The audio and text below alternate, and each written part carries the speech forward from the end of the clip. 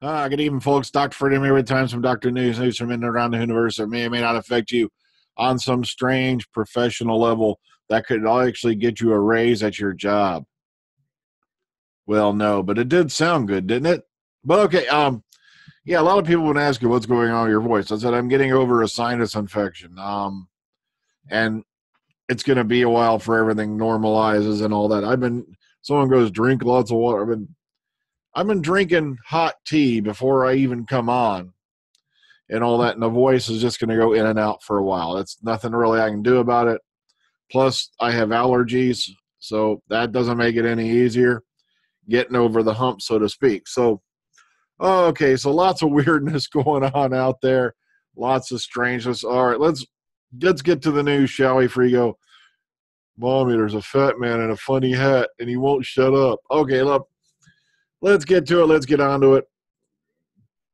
Okay, here we go. First off, Steve Moffat releases the original Doctor Who 50th script with the Ninth Doctor for charity. That's right. Fans can finally get an insight into how the show's 50th anniversary special might have played out if Chris Eccleston had agreed to return. He's included the Ninth Doctor, of course, in the first draft of Day of the Doctor, but rewrote the script, of course, to feature the War Doctor when Eccleston declined to appear because he sells more tickets than Paul McGann. But okay, sorry, I added that. So, okay, here we go. Now, a script from the earlier draft will be released for the first time, and it's for a very good cause. The excerpt will appear in A Second Target for Tommy, a collection of Doctor Who short stories being published by Obverse Books, with all the proceeds going to support writer Tommy Donbavon, who is battling cancer. Now, their book follows the original A Target for Tommy, which was published in 2016. Now, as well as Moffat's exclusive script excerpt, a piece of Doctor Who history, A Second Target for Tommy, will feature stories from over 24 more writers. The collection's available to buy from Obverse Books, with an ebook to the first Target for Tommy also available to purchase. Follow the links here. For more on Tommy Donbavon, check out his blog, Tommy versus Cancer. So, like I said, very nice that this is going to finally be released. You'll get an insight in maybe how it would have been, if Chris Eccleston had decided to do the episode. I really wish he had, but at the same time, I really wish they had gone the route with Paul McGann. I love, John Hurt, don't get me wrong. John Hurt was one of those actors who could sit there and read the encyclopedia, and you would actually sit there riveted to your frickin' seat. The guy just had that much, charisma, that much presence. So I can understand why. Also, he did give us, the War Doctor audio stories from Big Finish, which are all very well done. But like I said, part of me still wishes that they had gone with Paul McGann and given him more screen time than what he's gotten. But that's me. That's my opinion. Oh, yeah, quickly. Someone goes, what would be the harm? That's right. I was going to say this before. What would be the harm if, all right, let's cut this. Hang on. Now, a lot of people have been going on, what would be the harm if Doctor Who moved to Sunday night? Now, the problem is this. The people in Australia who like to watch it live, they usually air it simultaneously or immediately after, down there. And the thing is, if you push Doctor Who back to Sunday, that means the Australians aren't going to get the new episode till early Monday morning. And that's going to cut your Australian viewership right off the bat. Now, a lot of people are like, well, more and more people watch stuff now on computer, which is very true. But there's still a lot of people who like to watch it as it airs. Also, BBC America. BBC America is not going to cut Doctor Who off a Saturday night. It's their big ratings grabber. Matter of fact, Capaldi's last episode, Twice Upon a Time, scored record ratings for BBC America on Saturday night. And Doctor Who's always hit it out of the park for BBC America on Saturdays. I don't think they're going to risk moving it. But okay, let's get back to the stuff I was doing. Here we go. Okay, this turned out to be the big news. Now, originally, a lot of people thought it was going to be an announcement regarding, the movie she's doing at John Sim, amongst others. I think Carrie Mulligan, a whole bunch of other people are in it. That's called Collateral. But it turns out, no, it's this. Here's your chance to meet Billie Piper in New York for £1. That's right. She's offering fans a chance to win 2 VIP tickets to her sold-out play, Yerma, on Broadway in aid of the children's charity, the Primary Shakespeare Company. She's offering fans to meet her in New York and watch her sold-out play for just £1. That's right. The former Doctor Who star who's set to appear in Course and Collateral is raising money for charity by offering fans these 2 VIP tickets to her award-winning play. Now, the competition, which includes free flights and accommodation and a chance to meet Piper and the Yerma cast backstage, is in aid to the children's charity, of course. And how many times are they going to repeat the same damn thing over and over again? Did they really need filler? So that was the exciting news that she'd been plugging for the last couple of days. Here's the video of it. She was also making some cute little things like Snapchat filters and whatnot. But it turns out, yes, this is the big bad news that, yeah, you have a chance to meet Billie Piper backstage at her play in New York for ale, and they're only £1 a piece, I guess, to enter. So go for it. All right.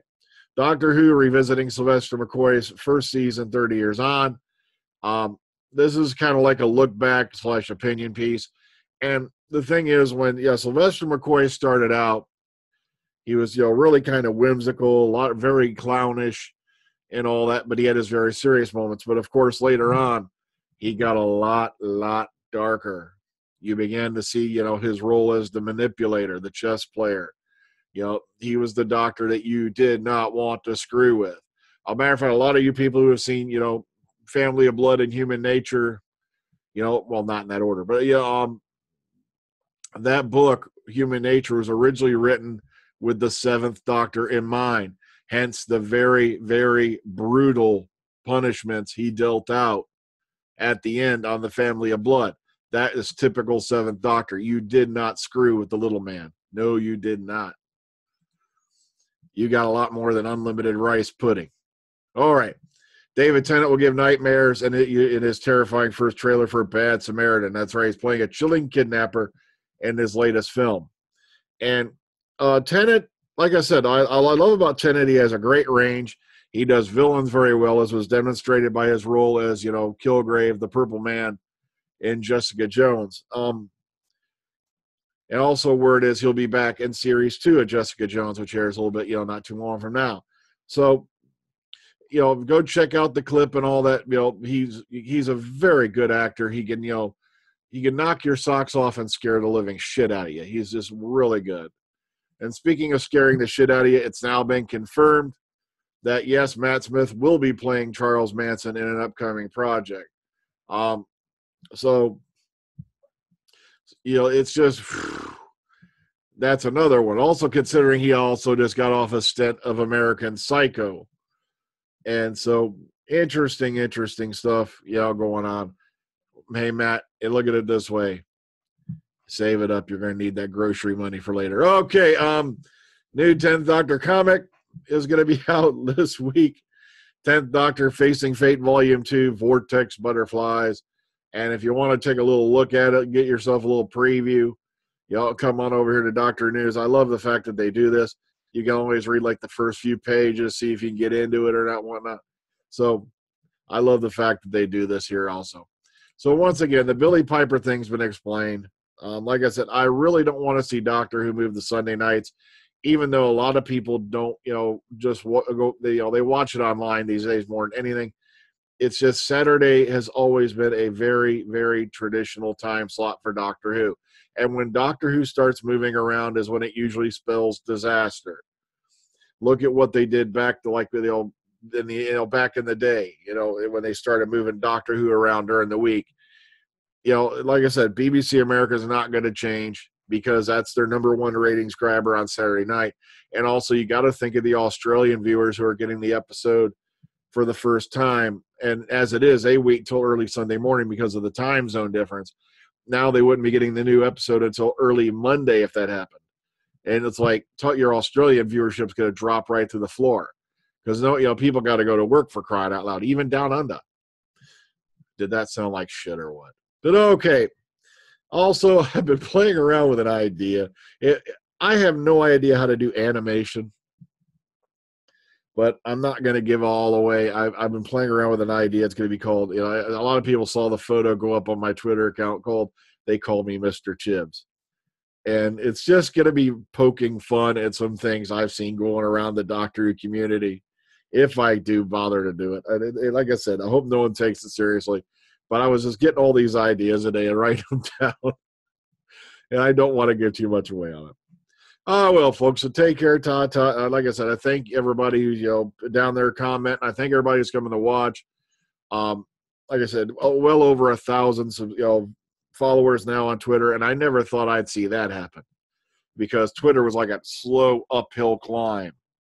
It was literally like a tortoise climbing Everest. It was like, wow, am I ever going to see 1,000, things? So it was kind of like just a miniature goal for me that we finally hit over 1,000 followers on Twitter.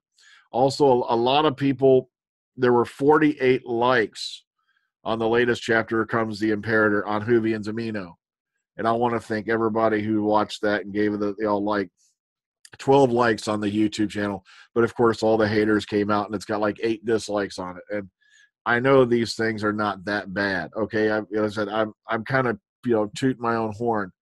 But I also have a lot of people who just plain don't like Dr. Freedom at all, who just basically come over here to smack the down thumb and go, ha, ha, ha. You can smack the down thumb all you want, baby, and I'm still going to be here. As long as I'm physically able to make videos and talk about Doctor Who and other things, I'd not be going anywhere, see? All right, so good night, folks. Take care. Ta-ta. Enjoy the rest of your day. What's left of it. And God, I hate winter.